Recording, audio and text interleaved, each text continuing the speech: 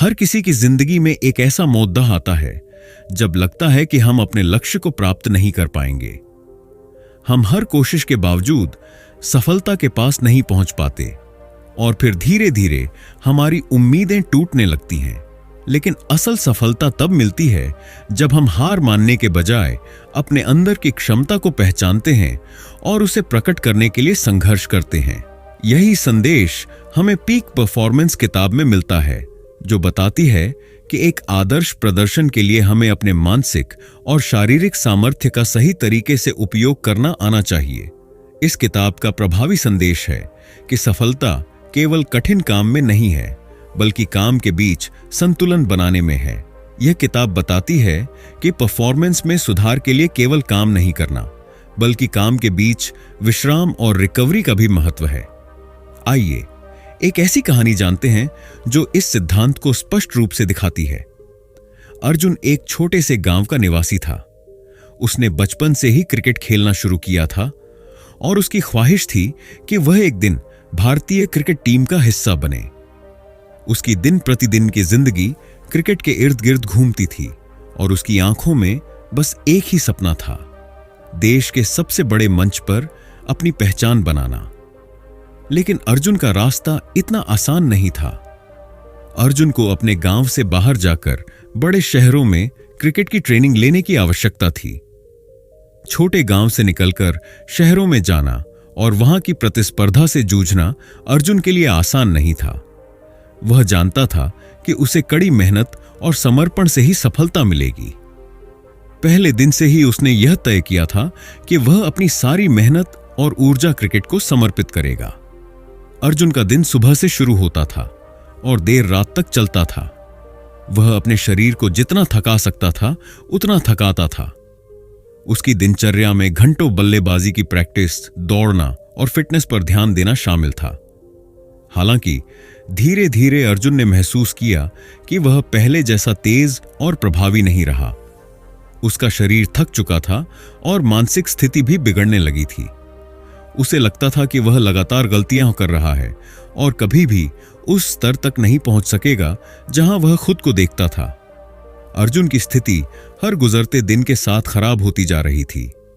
वह अपने परफॉर्मेंस से परेशान था और सोचता था, क्या मैं सच में इस टीम का हिस्सा बन सकता हूं?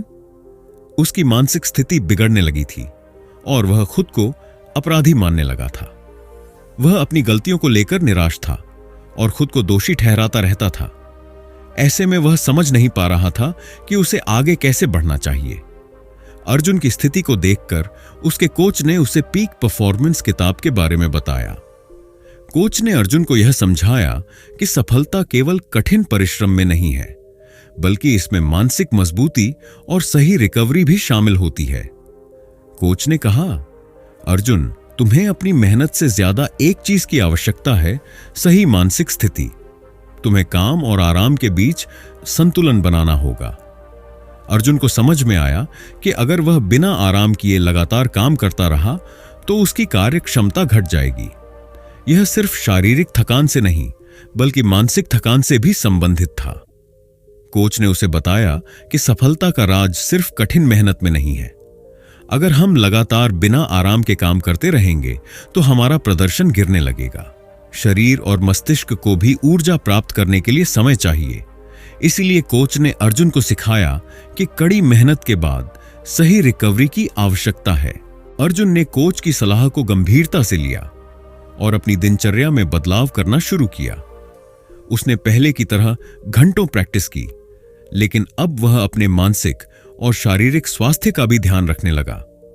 उसने समझा कि अगर वह हर दिन अपनी पूरी ऊर्जा से काम करता है तो उसे किसी बिंदु पर रिकवरी की आवश्यकता होगी। अर्जुन ने ध्यान और योग को अपनी दिनचर्या में शामिल किया।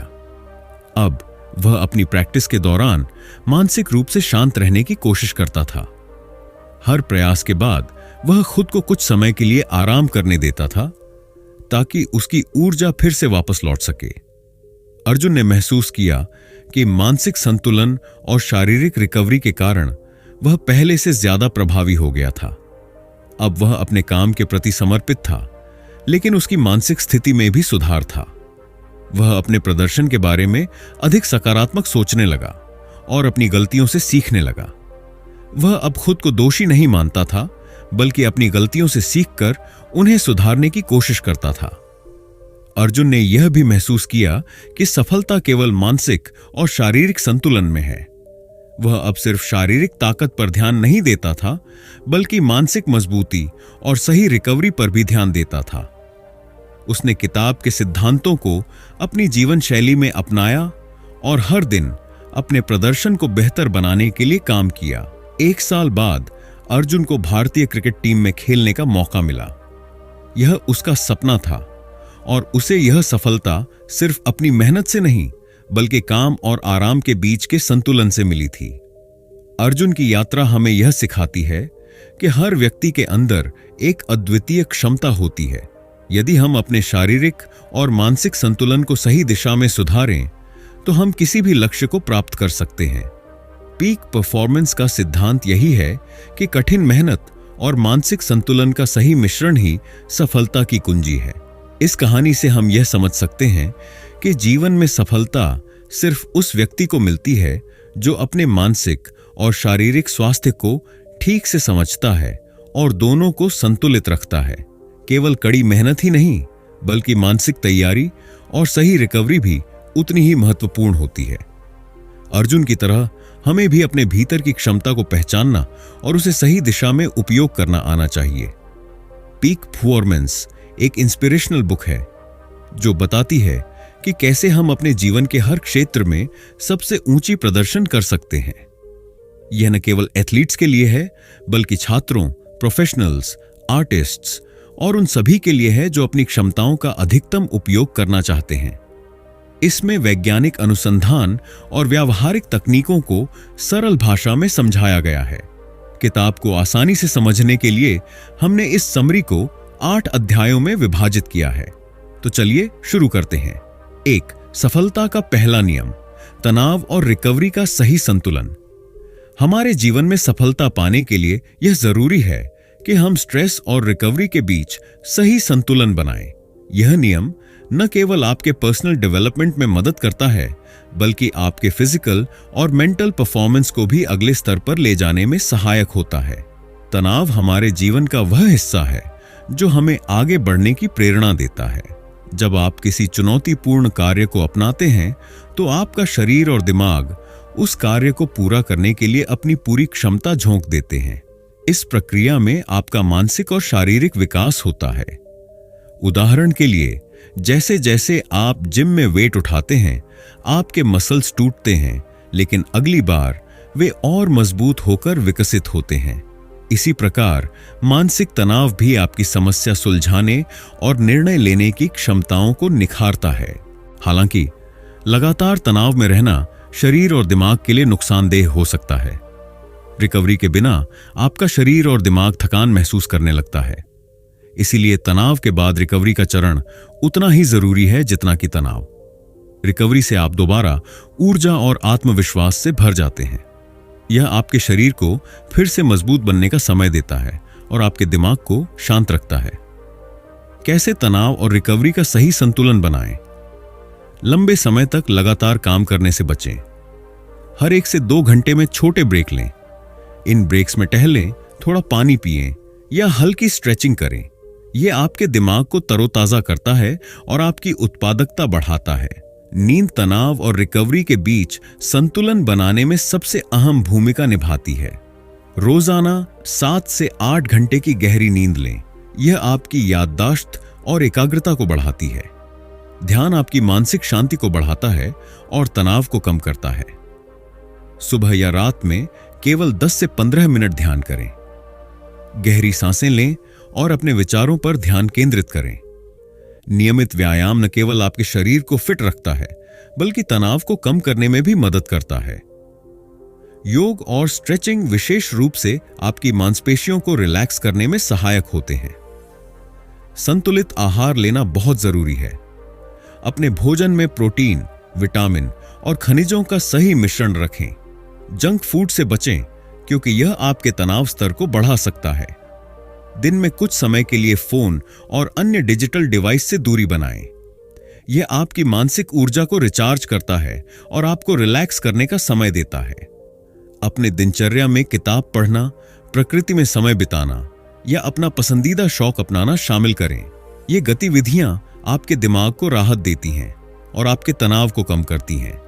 तनाव और रिकवरी का सही संतुलन आपको न केवल सफलता की ओर ले जाएगा, बल्कि आपकी सेहत और खुशी को भी बनाए रखेगा।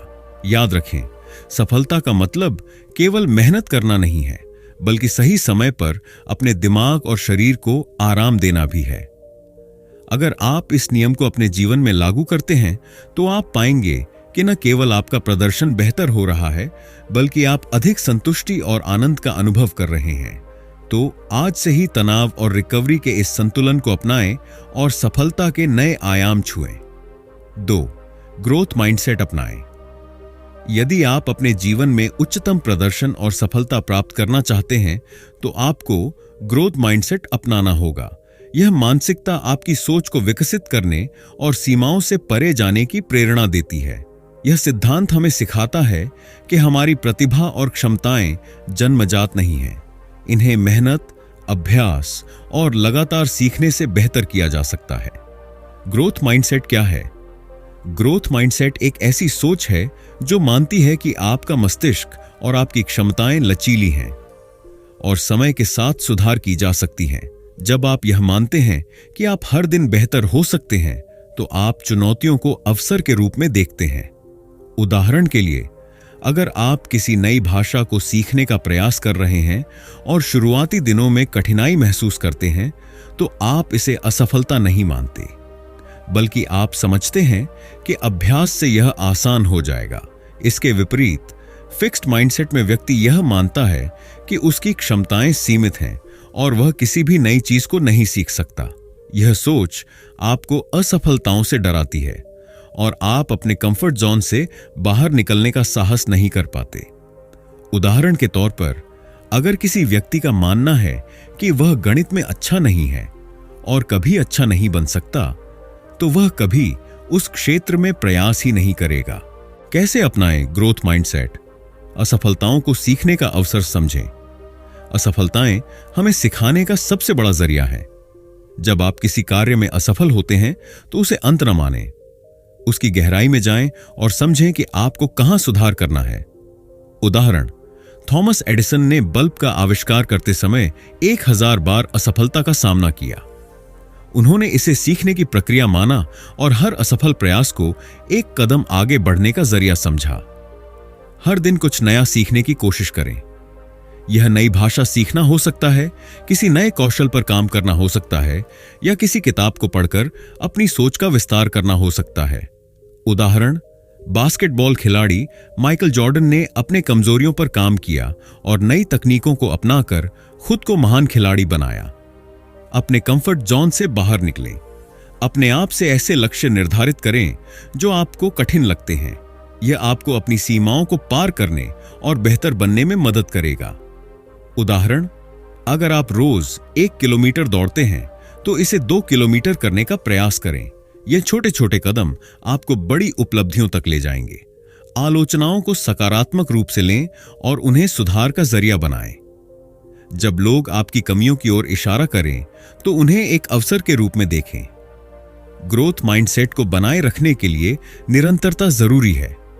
नियमित अभ्यास और सीखने की आदत डालें।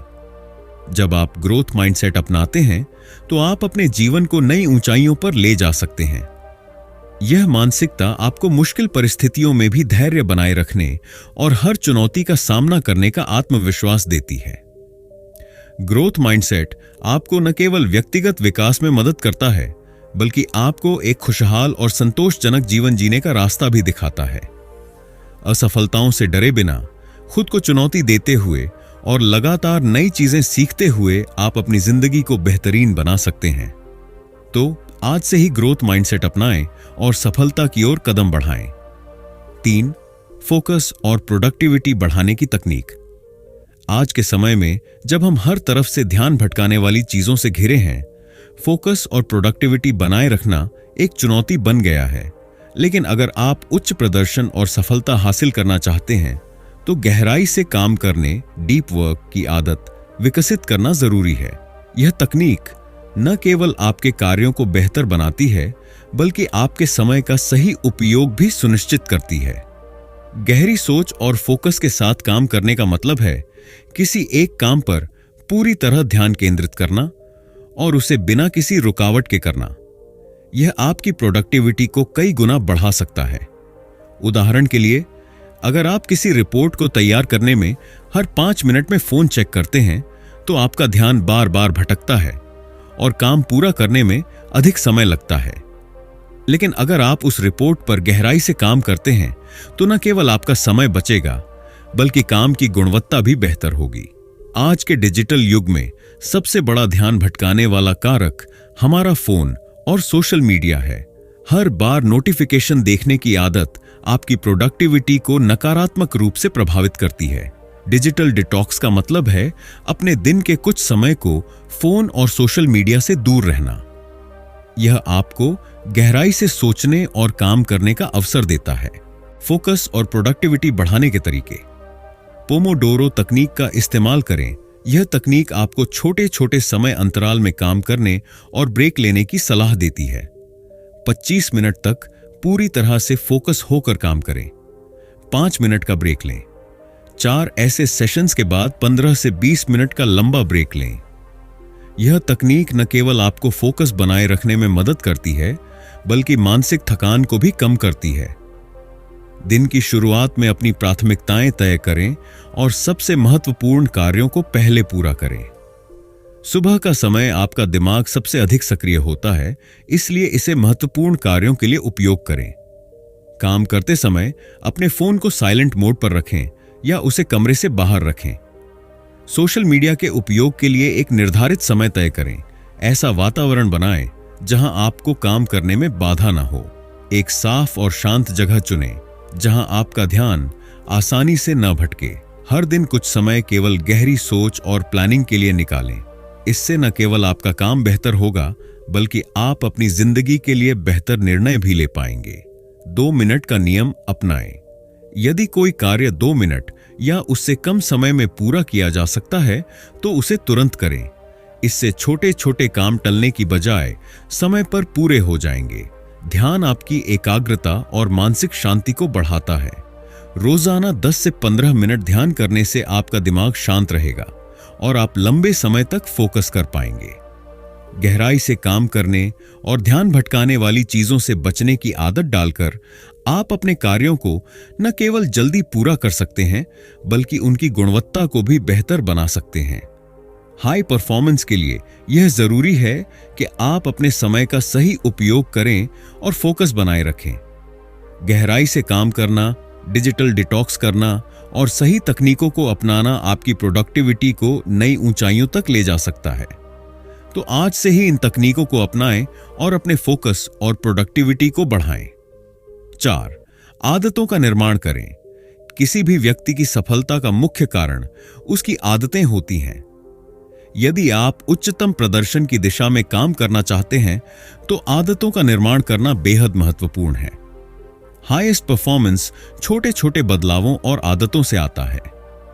आदतें हमारे जीवन का आधार होती हैं और हमारी सफलता में महत्वपूर्ण भूमिका निभाती है।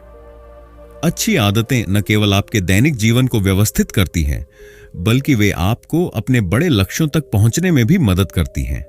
अगर आपकी आदतें मजबूत हैं, तो सफलता आनी तय है। उदाहरण के तौर पर किसी व्यक्ति का हर दिन 30 मिनट पढ़ाई करना, समय पर खाना खाना और नियमित रूप से व्यायाम करना, ये सभी आदतें उसकी जीवन शैली का हिस्सा बनकर उसे अच्छे परिणाम देती हैं। कई बार हम केवल अपने लक्ष्य पर ध्यान केंद्रित करते हैं, जैसे मैं 6 महीने में 10 किलो वजन घटाऊंगा या मैं अगले साल करोड़पति बनूंगा। लेकिन अगर आप केवल लक्ष्य पर ध्यान देंगे, तो आप भटक सकते हैं, क्योंकि लक्ष्य सिर्फ एक दिशा दर्शाता है, लेकिन उस दिशा में पहुंचने के लिए आपको सिस्टम की जरूरत होती है। उदाहरण के तौर पर, अगर आप वजन घटाने का लक्ष्य रखते हैं, तो इसके लिए आपको सही खाने की आदतें, नियमित व्यायाम और मानसिक संतुलन बनाने की आदतें विकसित करनी होंगी। यह आदतें आपके सिस्टम का हिस्सा बन जाएंगी, जो आपको लक्ष्य की ओर ले जाएंगी। कैसे लागू करें आदतें? एक बार में केवल एक आदत पर काम करें। आदतों का निर्माण एक समय में एक आदत पर ध्यान केंद्रित करने से अधिक प्रभावी होता है। जब आप एक आदत पर काम करते हैं तो उसे पूरा करने में सफल होने की संभावना ज्यादा होती है। उदाहरण, यदि आप सुबह जल्दी उठने की आदत बनाना चाहते हैं तो पहले सिर्फ सुबह उठने पर ध्यान दें। जैसे ही यह आदत बन जाए तो आप अन्य आदतों पर ध्यान केंद्रित कर सकते हैं। एक आदत को बनाए रखने के लिए इसे किसी समय और स्थान से जोड़ना बेहद प्रभावी तरीका होता है। अगर आप इसे किसी विशेष समय और स्थान पर नियमित रूप से करते हैं तो यह आदत बन जाती है। उदाहरण, आप हर सुबह उठते ही 5 मिनट ध्यान लगा सकते हैं। इस समय का कोई खास उद्देश्य नहीं होता, लेकिन यह आदत के रूप में आपके दिन का हिस्सा बन जाती है। या फिर आप व्यायाम करने के बाद ही नाश्ता करने की आदत डाल सकते हैं। इस प्रकार आपका नाश्ता व्यायाम के साथ जुड़ा रहेगा। आदतों को ट्रैक करना आपको निरंतरता बनाए रखने में मदद करता है। जैसे ही आप अपनी आदतों की प्रगति को देखेंगे, आपको सफलता का एहसास होगा और आपको प्रेरणा मिलेगी। उदाहरण, आप एक नोटबुक में अपनी आदतों को ट्रैक कर सकते हैं, जैसे कितने दिन आप बिना किसी रुकावट के ध्यान लगाने या व्यायाम करने में सफल रहे। हर बार जब आप अपनी आदत को सफलतापूर्वक पूरा करते हैं तो खुद को एक छोटा सा पुरस्कार दें। यह पुरस्कार आपकी मानसिक स्थिति को सकारात्मक बनाए रखेगा और आदत को बनाए रखने में मदद करेगा। उदाहरण, यदि आप हर दिन 10 मिनट ध्यान करते हैं तो सप्ताह के अंत में खुद को एक छोटा उपहार दें। आदतों का निर्माण एक दिन में नहीं होता। यह एक प्रक्रिया है जो समय लेती है। धैर्य बनाए रखें और खुद पर विश्वास रखें। आदतें किसी भी व्यक्ति की सफलता का प्रमुख हिस्सा हैं। अगर आप अपने जीवन में उच्चतम प्रदर्शन हासिल करना चाहते हैं तो आदतों का निर्माण और उन्हें सही दिशा में उपयोग करना अत्यंत आवश्यक है। तो आज से ही आदतों का निर्माण करें और उन्हें अपने जीवन का हिस्सा बनाएं।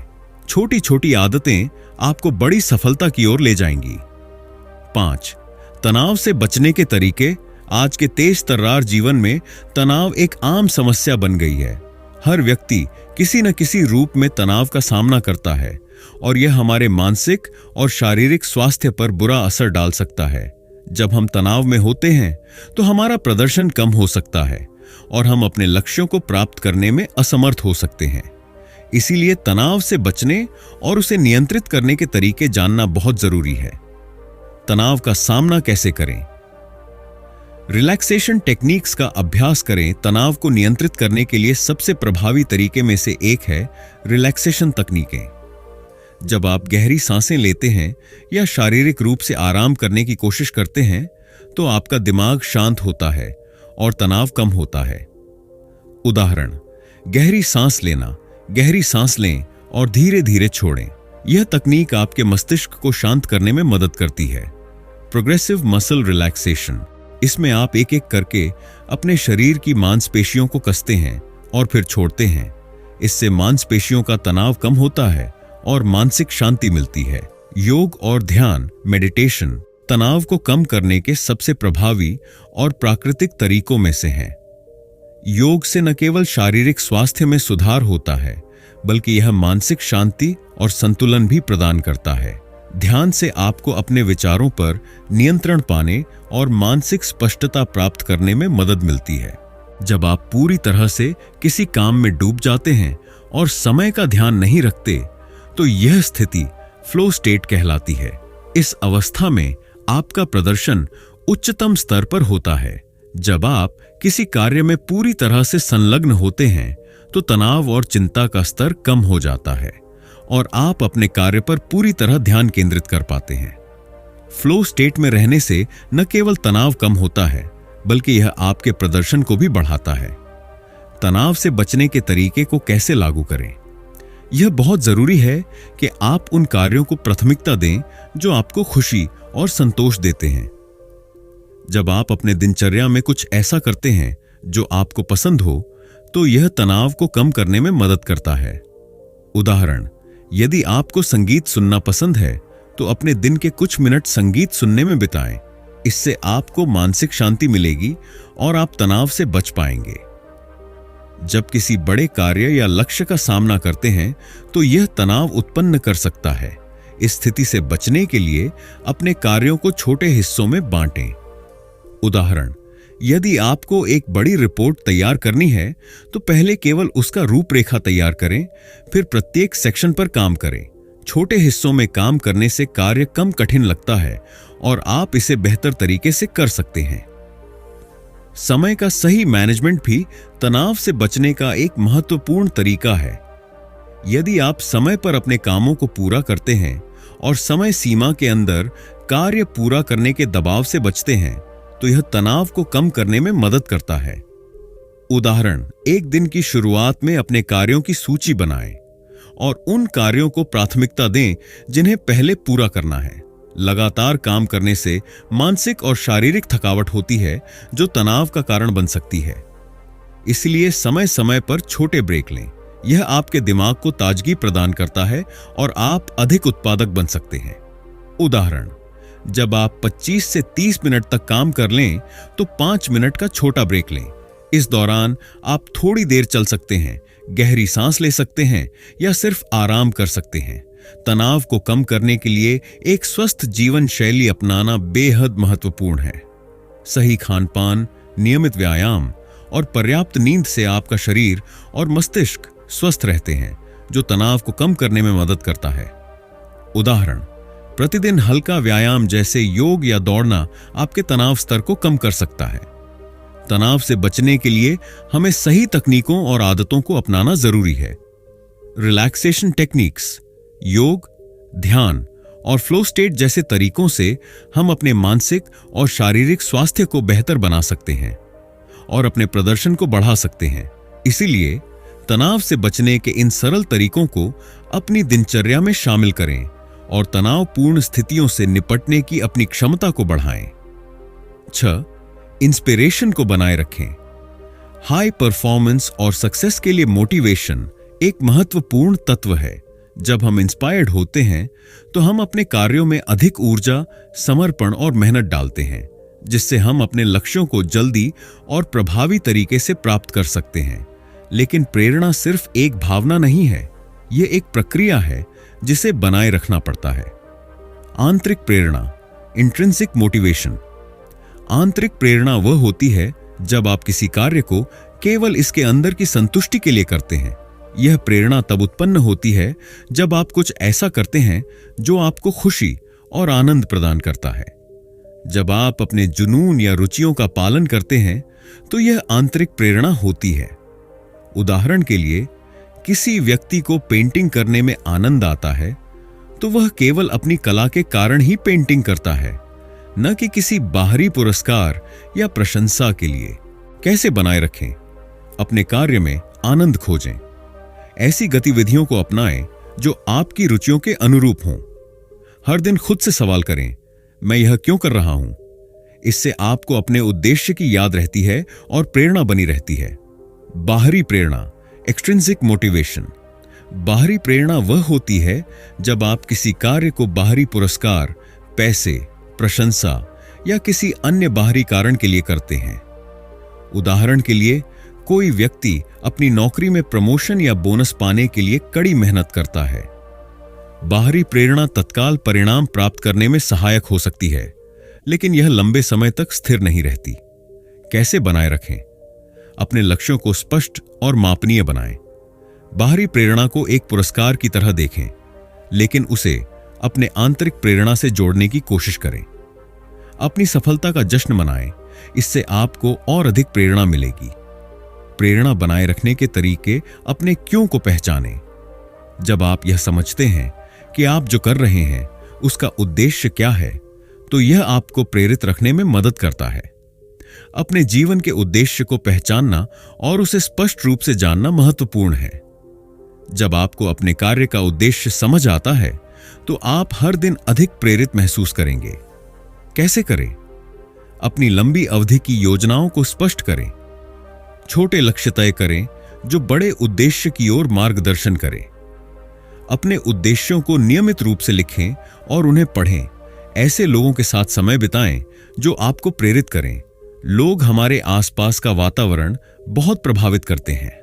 अगर आप उन लोगों के साथ समय बिताते हैं जो सकारात्मक होते हैं और आपको प्रेरित करते हैं, तो यह आपकी खुद की प्रेरणा को बढ़ाता है। कैसे करें? ऐसे लोगों से संपर्क बनाए रखें जो आपकी सफलता की इच्छा रखते हैं। किसी प्रेरक व्यक्तित्व या कोच से मार्गदर्शन प्राप्त करें। एक समूह या समुदाय में शामिल हों जो समान लक्ष्यों के लिए काम कर रहे हों। अपने सफलता का जश्न मनाएं। सफलता चाहे बड़ी हो या छोटी, उसे मान्यता देना महत्वपूर्ण है। जब आप अपने छोटे छोटे लक्ष्यों को पूरा करते हैं तो उस सफलता का जश्न मनाएं। यह आपके मनोबल को बढ़ाता है और आपको आगे बढ़ने के लिए प्रेरित करता है। कैसे करें? सफलता की प्रत्येक उपलब्धि के बाद खुद को पुरस्कार दें। किसी करीबी दोस्त या परिवार के सदस्य के साथ अपनी सफलता साझा करें। अपनी उपलब्धियों को एक बोर्ड पर लिखें और नियमित रूप से उन्हें देखें। स्वयं को चुनौती दें। जब आप खुद को चुनौती देते हैं तो यह आपको आगे बढ़ने के लिए प्रेरित करता है। हर दिन थोड़ा और अच्छा करने की कोशिश करें। कैसे करें? अपने कंफर्ट जोन से बाहर निकलें। नए कौशल सीखने की कोशिश करें। अपने व्यक्तिगत रिकॉर्ड को तोड़ने की कोशिश करें। इंस्पिरेशन को बनाए रखना एक निरंतर प्रक्रिया है। अगर आप आंतरिक और बाहरी प्रेरणा दोनों का सही संतुलन बनाकर अपने लक्ष्यों की ओर बढ़ते हैं तो आप सफलता की ओर बढ़ सकते हैं। याद रखें कि प्रेरणा केवल बाहरी कारणों से नहीं आती, बल्कि यह आपके अंदर से भी उत्पन्न होती है। अपने क्यों को पहचानें, सकारात्मक लोगों के साथ रहें और अपने छोटे छोटे लक्ष्यों का जश्न मनाएं। यही तरीका है उच्चतम प्रदर्शन तक पहुंचने का। 7. अपनी एनर्जी का मैनेजमेंट करें। एनर्जी का मैनेजमेंट एक बहुत ही महत्वपूर्ण पहलू है जो उच्चतम प्रदर्शन और सफलता की कुंजी हो सकता है। समय प्रबंधन जितना महत्वपूर्ण है, उतना ही महत्वपूर्ण है हमारी ऊर्जा का सही तरीके से प्रबंधन करना। ऊर्जा न केवल हमारे शारीरिक कार्यों को प्रभावित करती है, बल्कि यह हमारी मानसिक स्थिति, भावनाओं और स्पिरिचुअल लाइफ को भी प्रभावित करती है। फिजिकल एनर्जी हमारे शरीर से जुड़ी होती है और यह हमारी सक्रियता, ऊर्जा स्तर और शारीरिक स्वास्थ्य पर आधारित है। जब हम अपने शरीर का सही तरीके से ख्याल रखते हैं तो हम अधिक ऊर्जा से भरपूर रहते हैं। कैसे बढ़ाएं? नियमित रूप से व्यायाम करें। संतुलित आहार लें जिसमें पर्याप्त प्रोटीन, विटामिन और खनिज हों। पर्याप्त नींद लें ताकि शरीर पुनः ऊर्जा प्राप्त कर सके। मेंटल एनर्जी हमारी मानसिक स्थिति से जुड़ी होती है। यह ऊर्जा हमारे मस्तिष्क के कामकाजी शक्ति और सोचने की क्षमता को प्रभावित करती है। जब हम नई जानकारी प्राप्त करते हैं या मानसिक चुनौतियों का सामना करते हैं तो यह ऊर्जा बढ़ती है। कैसे बढ़ाएं? नियमित रूप से कुछ नया सीखने की कोशिश करें। मानसिक उत्तेजना के लिए पुस्तकें पढ़ें या किसी कोर्स में शामिल हों। नियमित रूप से ध्यान और मानसिक विश्राम करें ताकि मस्तिष्क को राहत मिल सके। इमोशनल एनर्जी हमारे मानसिक और भावनात्मक स्वास्थ्य से जुड़ी होती है। यह ऊर्जा हमारे विचारों, रिश्तों और जीवन के प्रति हमारी सकारात्मक सोच पर निर्भर करती है। कैसे बढ़ाएं? सकारात्मक सोच अपनाएं और तनाव को कम करने के उपायों का पालन करें। अच्छे रिश्तों और सहयोगपूर्ण वातावरण में समय बिताएं। खुद से प्यार करें और आत्म संवेदनशीलता का अभ्यास करें। स्पिरिचुअल एनर्जी हमारी आत्मा और हमारे जीवन के उद्देश्य से जुड़ी होती है। यह ऊर्जा हमारे उद्देश्य को पहचानने और आत्मविश्वास को बढ़ाने से उत्पन्न होती है। कैसे बढ़ाएं? ध्यान और प्रार्थना के माध्यम से अपनी आध्यात्मिक ऊर्जा को संतुलित करें। अपने जीवन के उद्देश्य को पहचानें और उसे पालन करने का प्रयास करें। नियमित रूप से अपने विचारों और कार्यों पर ध्यान केंद्रित करें ताकि आपकी आंतरिक ऊर्जा बढ़े। कैसे लागू करें? हर दिन व्यायाम करें। शारीरिक ऊर्जा बढ़ाने के लिए व्यायाम बहुत महत्वपूर्ण है। यह न केवल शरीर को तंदुरुस्त रखता है, बल्कि मानसिक स्थिति को भी सशक्त करता है। अपने आहार को स्वस्थ रखें। सही आहार से शारीरिक और मानसिक ऊर्जा में वृद्धि होती है। पौष्टिक भोजन से शरीर को आवश्यक पोषण मिलता है, जिससे ऊर्जा स्तर बेहतर रहता है। अपने जीवन के उद्देश्य को पहचानें। आध्यात्मिक और मानसिक ऊर्जा के लिए यह महत्वपूर्ण है कि आप अपने जीवन के उद्देश्य को समझें और उस दिशा में कार्य करें। जब आप जानेंगे कि आप क्यों काम कर रहे हैं, तो आपको आत्मविश्वास और प्रेरणा मिलेगी। 8. Master deliberate practice. Deliberate practice या जानबूझकर अभ्यास एक ऐसी विधि है जिसे उपयोग में लाकर आप किसी भी कौशल में मास्टर बन सकते हैं। यह साधारण अभ्यास से अलग है क्योंकि इसमें उद्देश्यपूर्ण और लक्षित तरीके से काम किया जाता है। इस प्रकार के अभ्यास में केवल कार्य को दोहराना नहीं होता, बल्कि इसे बेहतर बनाने के लिए लगातार सुधार पर ध्यान केंद्रित किया जाता है। डेलिब्रेट प्रैक्टिस क्या है? डेलिब्रेट प्रैक्टिस का मुख्य उद्देश्य है अपनी कमजोरियों को पहचानना और उन पर काम करना। यह कोई सामान्य अभ्यास नहीं है, बल्कि इसमें एक स्पष्ट लक्ष्य और सुधार की दिशा होती है। उदाहरण के लिए, अगर आप गिटार सीख रहे हैं तो केवल गाने बजाना पर्याप्त नहीं होगा। आपको उन विशेष हिस्सों पर ध्यान केंद्रित करना होगा जिनमें आप कमजोर हैं, जैसे कि स्ट्रिंग्स बदलने का तरीका या सही धुन पकड़ देने का अभ्यास कैसे लागू करें। डेलिब्रेट प्रैक्टिस का पहला कदम है अपनी कमजोरियों की पहचान करना। जब आप जानते हैं कि आप कहां गलत कर रहे हैं या कहां सुधार की आवश्यकता है, तो आप उन क्षेत्रों में विशेष ध्यान दे सकते हैं। उदाहरण के लिए, अगर आप पब्लिक स्पीकिंग में अच्छे नहीं हैं, तो आप अपनी आवाज, शारीरिक भाषा और प्रस्तुति कौशल पर काम कर सकते हैं। खुद से सुधारना मुश्किल हो सकता है, इसलिए किसी मेंटर या कोच से फीडबैक लेना आवश्यक है। वे आपके अभ्यास को देखने और आपको सही दिशा में मार्गदर्शन देने में मदद कर सकते हैं। यह फीडबैक आपको यह समझने में मदद करता है कि आप कहां गलती कर रहे हैं और क्या सुधार की आवश्यकता है।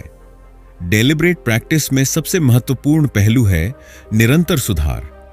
इस प्रकार के अभ्यास में आप हमेशा यह सोचते हैं कि आप किस तरह और बेहतर हो सकते हैं।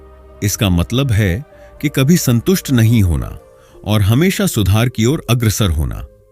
अगर आप किसी खेल में बेहतर बनना चाहते हैं, तो आपको निरंतर अभ्यास और आलोचना का सामना करना होगा। डेलिब्रेट प्रैक्टिस केवल अभ्यास करने का तरीका नहीं है, बल्कि यह एक रणनीति है जो आपको अपने कौशल में महारत हासिल करने में मदद करती है। अपनी कमजोरियों पर काम करना, सही फीडबैक लेना और लगातार सुधार पर ध्यान देना, यह सभी इस प्रक्रिया के महत्वपूर्ण हिस्से हैं। अगर आप इन्हें सही तरीके से लागू करते हैं, तो आप किसी भी क्षेत्र में उत्कृष्टता प्राप्त कर सकते हैं।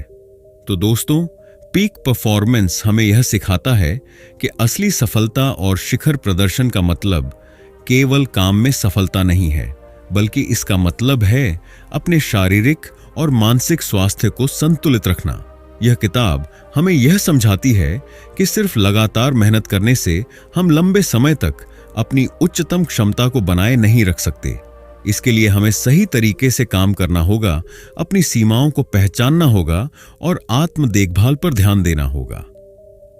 अब अगर आप इन सिद्धांतों को अपनी जिंदगी में लागू करते हैं, तो आप न सिर्फ अपने व्यक्तिगत जीवन में बेहतर प्रदर्शन कर पाएंगे, बल्कि जीवन के हर क्षेत्र में अपने उद्देश्य को भी सही दिशा में ले जा पाएंगे। हमेशा याद रखें, सफलता सिर्फ उद्देश्य हासिल करने में नहीं है, बल्कि उस रास्ते में चलने में है जो आपको शारीरिक और मानसिक रूप से ताजगी और संतुलन बनाए रखे। अगर आपको यह वीडियो पसंद आया हो, तो कृपया इसे लाइक और शेयर करें। और अगर आपने अभी तक हमारे चैनल को सब्सक्राइब नहीं किया है, तो जल्दी से कर लें ताकि आप हमारे और ऐसे किताबों के सारांश और ऑडियो बुक्स को मिस न करें। धन्यवाद।